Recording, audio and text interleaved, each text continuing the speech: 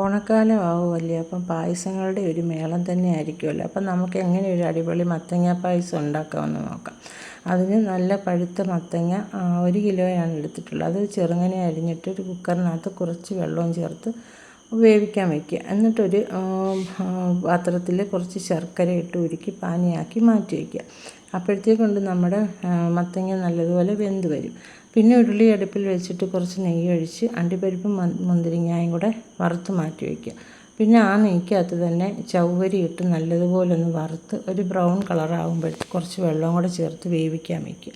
അതൊന്ന് വെന്ത് പറ്റി വരുമ്പോൾ വേവിച്ചുടച്ച് വെച്ചിരിക്കുന്ന മത്തങ്ങ അതിലേക്ക് ചേർത്ത് കൊടുക്കുക.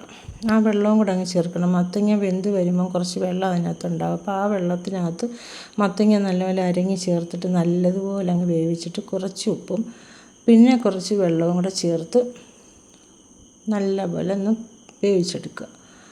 അതൊന്ന് പറ്റി വരുമ്പോൾ ഉരുക്കി മാറ്റി വെച്ചിരിക്കുന്ന ശർക്കരപ്പാനി അതിലേക്ക് ചേർക്കുക.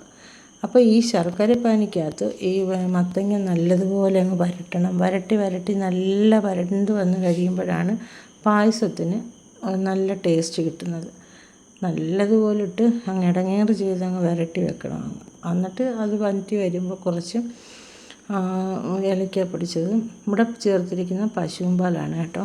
പശുവും പാൽ ഒഴിക്കുക. അതിനകത്ത് പിന്നെ വെള്ളമൊന്നും ചേർത്തിട്ടില്ല. അപ്പോൾ പശുവും പാൽ ചേർത്ത് നല്ലതുപോലെ പറ്റിച്ചെടുത്തിട്ട് അണ്ടിപ്പരിപ്പും മുന്തിരിങ്ങയും ചേർത്ത് നമുക്ക് വിളമ്പാം. ഇവിടെ പായസത്തിൻ്റെ മണം അടിച്ചപ്പോഴേ എല്ലാവരും പാത്രം കൊണ്ട് വരവായി. പിന്നെ വീഡിയോ ഇഷ്ടപ്പെട്ടാൽ ലൈക്ക് സബും ചെയ്ത് സപ്പോർട്ട് ചെയ്യണേ.